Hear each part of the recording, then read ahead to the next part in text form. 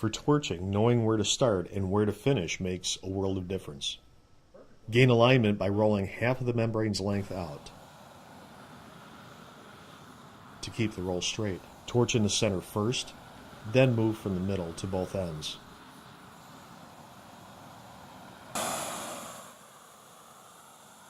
Look for the burn-off film's writing to melt and become unreadable, as the modified on the back of the sheet turns molten.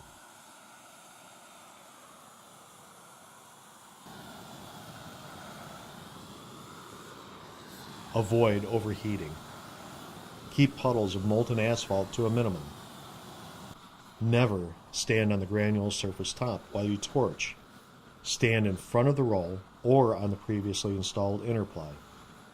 Using an additional metal hook helps keep the heat away while you gain control. This works to ensure the roll is applied good and straight.